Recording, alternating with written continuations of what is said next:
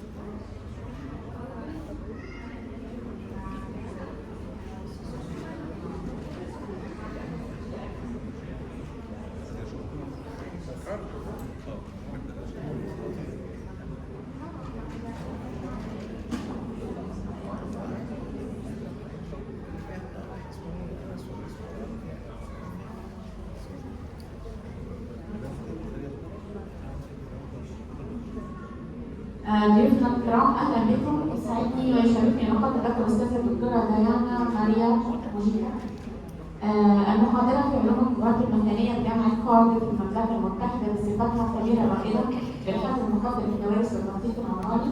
شملت مسيراتها المهنيه قياده فريق داخل الاجتماعي والمرونه في مؤسسه جيم بايطاليا والعمل كمستشاره دوليه في منظمات البنك الدولي والامم المتحده.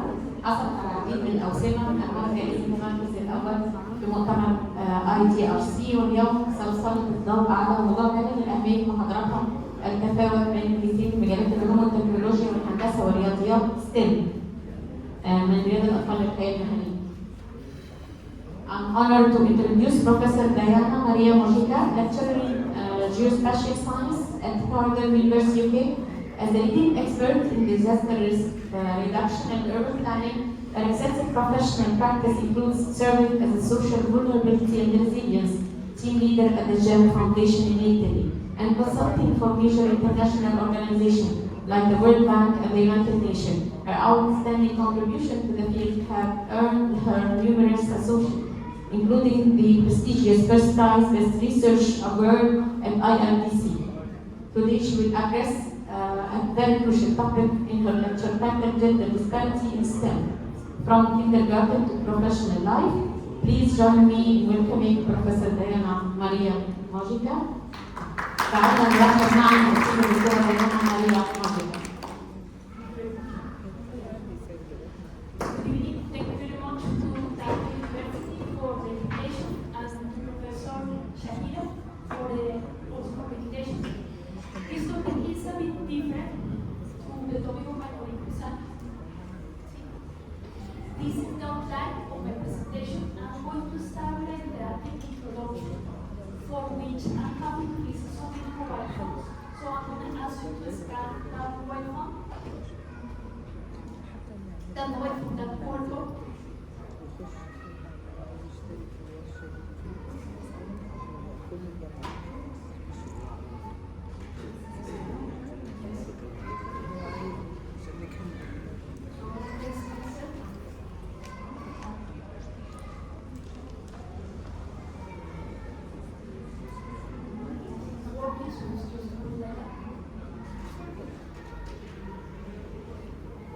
Or you can also go to media, use the code. Wait for a moment.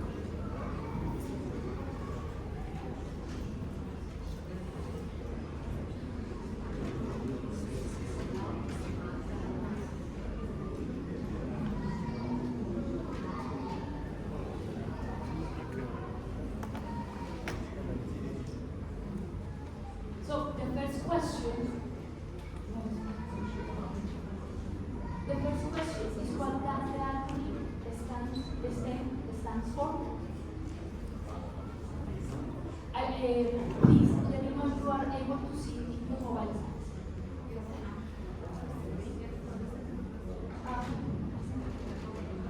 You can go to Maybe and yeah. So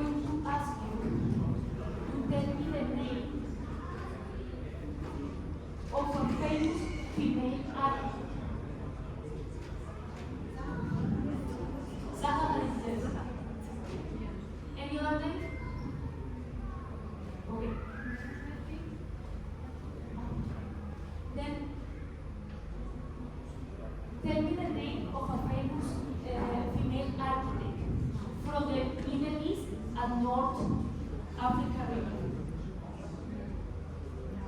Sahara. Now, the other questions to style, this is a question that is related to something that I'm going to present ahead. So this toy, a kitchen toy, is more suitable for girls, okay? Both. This toy, a motorcycle, is more suitable for boy, girl, both, I don't know. Thank you. And this is the last one. And the top, this toy, this Lego, is more suitable for what? For a boy, a girl, both. And this toy, a baby doll, for a boy, a girl, both, I don't know. Thank you for the answers.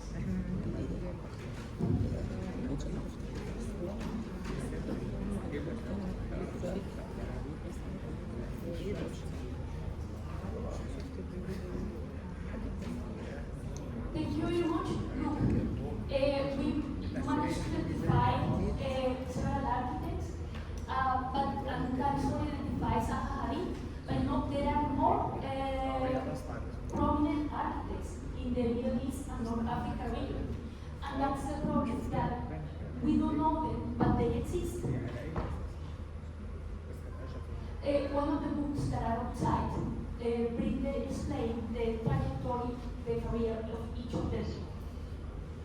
Now, the question is why we don't have more Saharit or Shahira family. Shahira is from Egypt. And then that's its introduction. Why? The problem of gender disparity in STEM. It's a global problem. It's not only in Africa, in USA, Latin America, and Asia. Look, in United Kingdom, only the 30% of women are involved in STEM. And in the case of computer science, only the 23% and the 21% in engineering. This is too low. Now, research indicates that girls.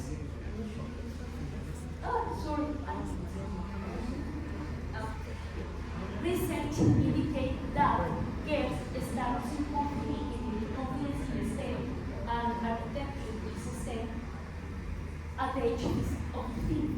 But this is something that starts from the infancy. That's why you see some books that are oriented to children and girls to show that they can be mathematicians, coders, or engineering. And in the Middle East and North Africa region, the problem is the opposite. The problem is that the number of women is higher, the number of women enrolled in STEM in undergraduate subject is higher than men. But the problem is in employability and retention. In the United Arab States, the 56% of population registered in STEM or graduate from STEM are women, and 66% are in the public sector, 30% in leadership roles, only 15% are in technical and academic roles. And even 59% of women in Saudi Arabia are, women in computer science represent the 56%. This is very high. While, look, in the UK, only 16% of women enrolled, only 16% of women are enrolled in computer science, and in US, the 14%. What happened in Egypt? In Egypt, we have this problem. Egypt appeared 139 among 148 countries in the Global Gender Gaps Index. The income parity is 2.5, there is a positive shift in female workforce, participate rates, and parity for technical roles.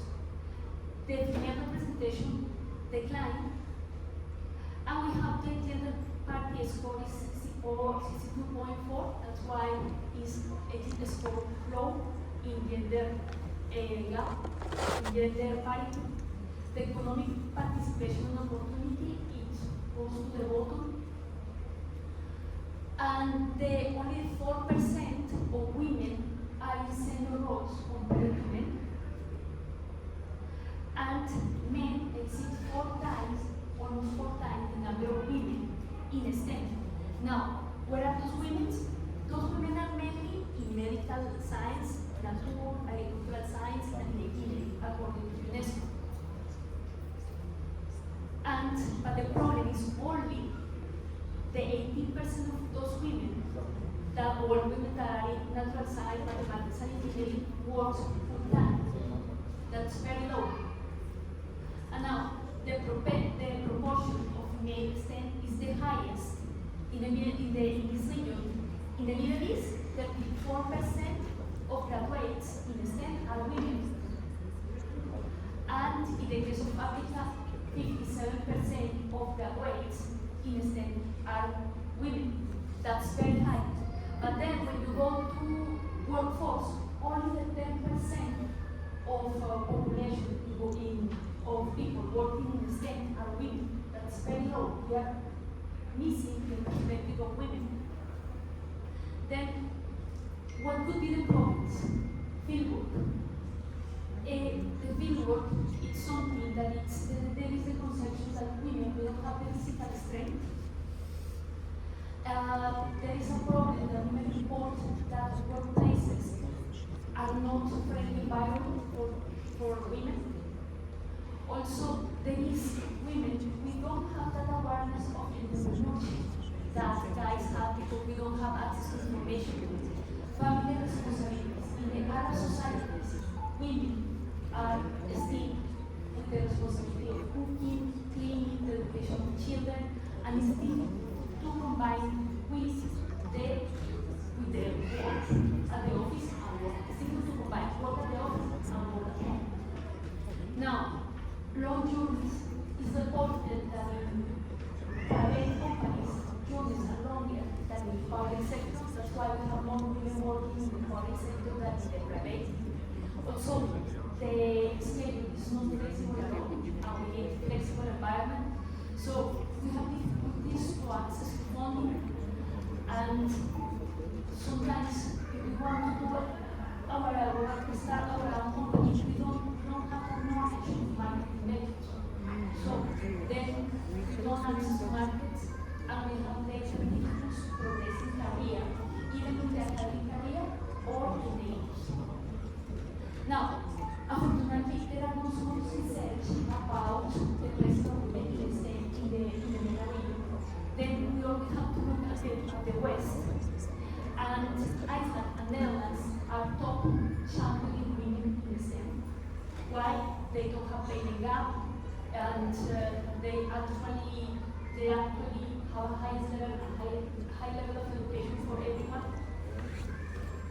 And this is the point where I'm going to attract people to STEM. What are those countries doing to attract girls to STEM? It would be interesting to know about what United Arab States are doing, but currently I brought the example of Iceland. Because the problem that we have is we don't have some kinds of confidence that we can work with STEM. There are no strategies to recruit skilled women, and there are stereotypes and biases, and the teaching portrays STEM as very competitive, and sometimes that scares women, and women who like mathematics, physics, sometimes they feel isolated because they feel that they are different from the rest. Now, what is necessary to do? Celebrate female roles, that's why I wrote those books, and I bring the name of those articles. It's necessary to provide practical experience to attract the girls to STEM and expose them to STEM subjects. That's why I wrote those books in scared practice coding, practice mathematics, practice engineering, or see their homes and give them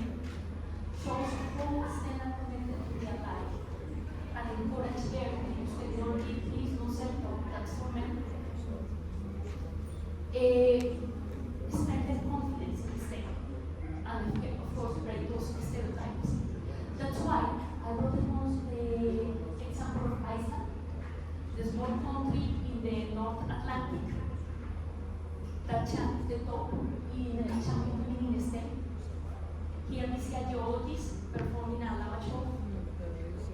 They implemented an educational model. This is in 18 nurseries, private in Iceland, normally having the capital other cities. This model separates boys and girls from the same age in different classrooms for what? To encourage qualities that are usually underdeveloped on each gender. They don't, girls and boys don't learn the exaggerated behavior of the other gender. So the girls don't learn that boys are good and that is right. And boys don't learn that girls are always right, and that is right. No, that's not right. And that's also helped to prevent in the future domestic violence, assuming that boys are good and that is okay, and girls are always the victim and that's okay. No. With this also is counteracting the bullying.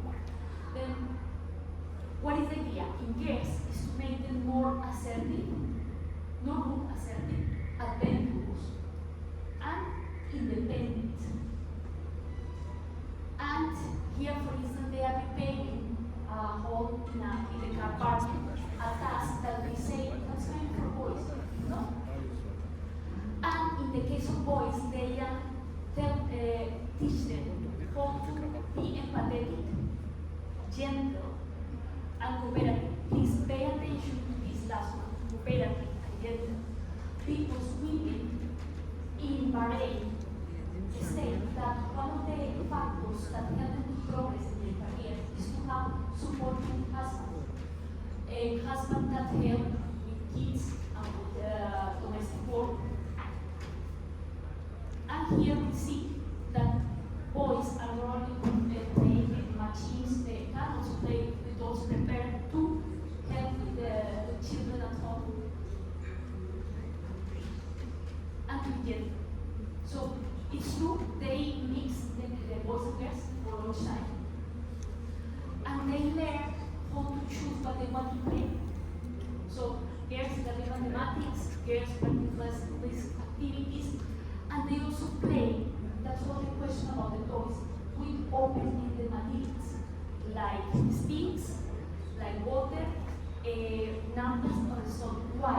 Because those materials, if you notice, they are not linked to a specific gender, and they stimulate the creativity. It's not a car to play like that or a doll to play like that. No, they need to think what they are going to do with the tempera, with the soft hooks, or with the leg. So that stimulates the creativity. Also chess, Play-Doh, or fabric. If you notice, rooms are neutral, no colors, no pink, no red, they are neutral. And during time, I'm not going to play this video, but they show how is a day in those kindergarten. Now, there is also another factor that makes that Iceland attract people and girls present, is also the geographic condition. If you remember, Iceland is a country, they don't have volcanoes, they have a system of volcanoes. They have winds, they have glaciers that makes children and people interested in science. I don't know, it's like here maybe people interested in archaeology. Now, how to enroll those women in STEM? So if we attract women, girls, small girls to science, to physics, to mathematics, how to manage that they enroll in a program at the university, a program like architecture? Well, these are the list of obstacles like that means that girls don't enroll programs in STEM. Imposter syndrome, self-confidence, lack of access to information, which is very difficult in rural areas. I checked, that's also probably very late. It's difficult to combine domestic work with work at office, yes. That's why it's necessary to have the support of the family. And the one problem is maybe lack of independence to move to other cities, study, work. Academic ability, you see, is the less important thing. Why? Because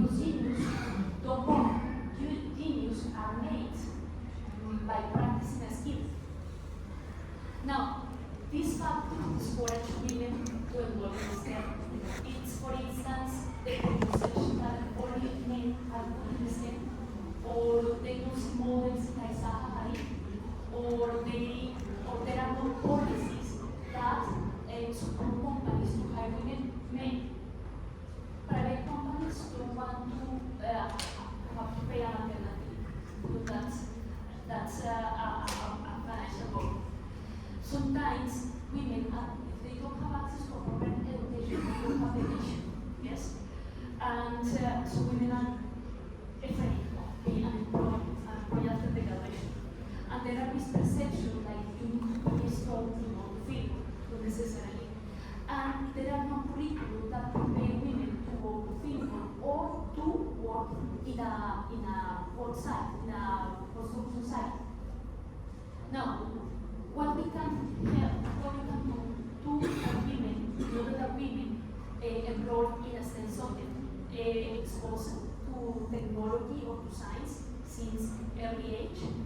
Also, provide a good education, check the performance of our kids, our girls in STEM subjects. Also,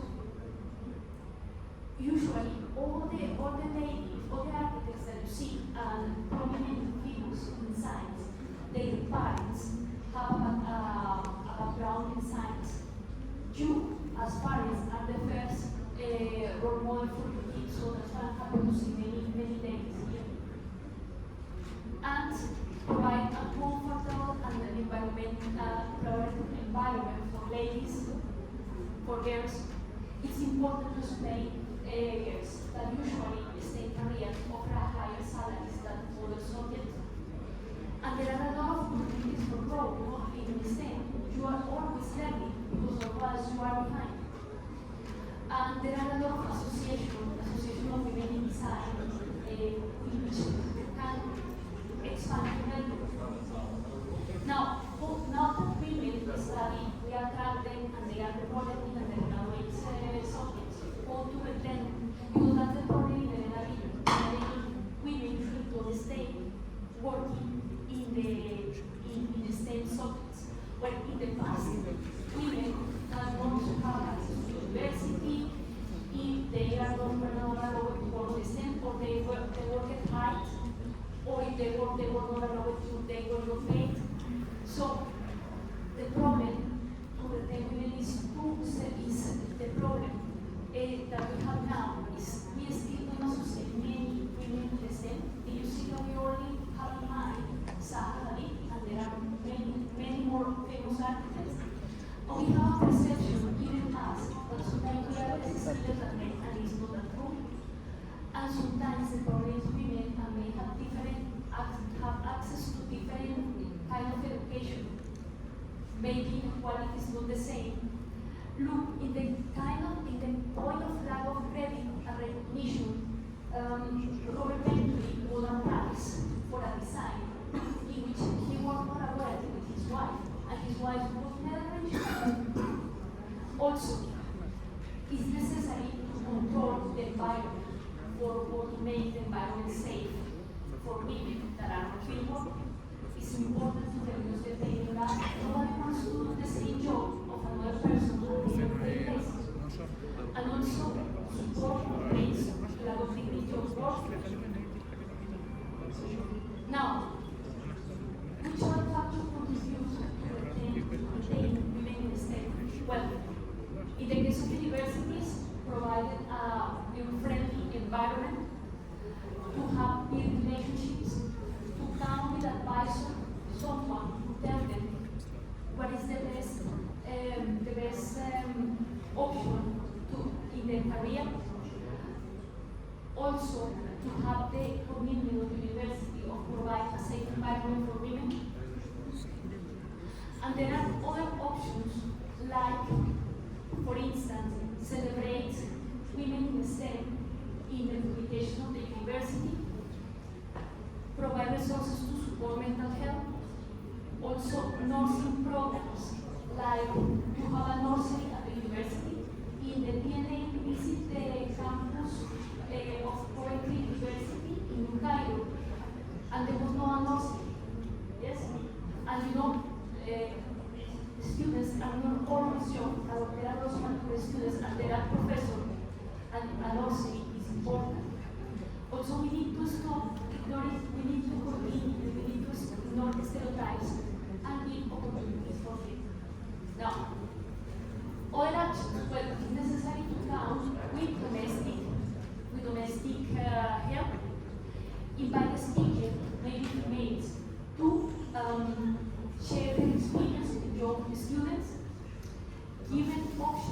part-time employment for women.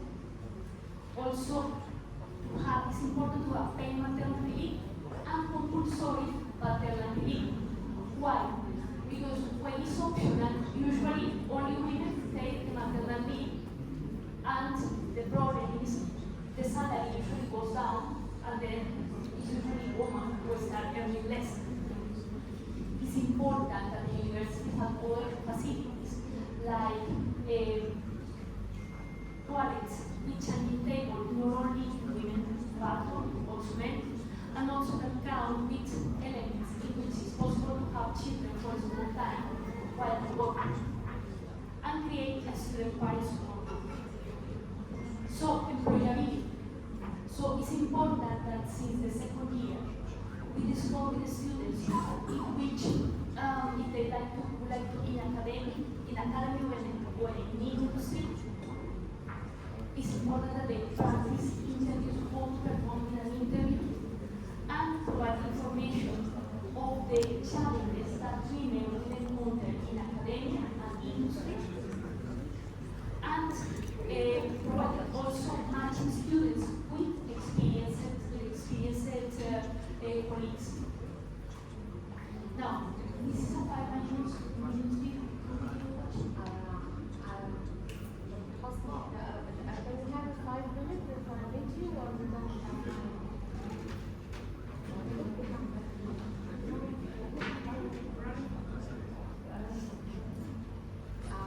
Okay, we can see now. And we finalize with it. Questions, maybe in the break. I'm going to play the video. I'm going to tell you about this opportunity. It's a Career Fellowship. It was launched in 2019 by the Technical University of Edinburgh. It was oriented to hire only women. It was opened that year, and for 6 months they received applications giving preference to women. If after 6 months no qualified women, no qualified woman applied, then it was open for men. Currently, it still exists, so if there are positions in the Technical University of Edinburgh, the preference will be given to women. And they became, they automatically became identity fellows.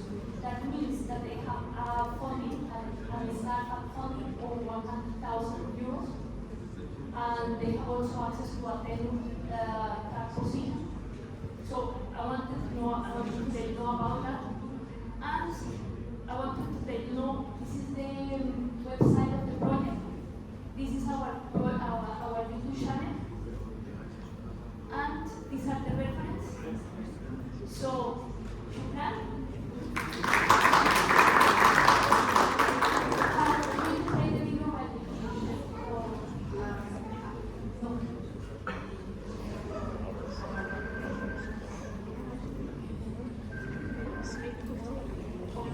Okay, thank you very much for shukran.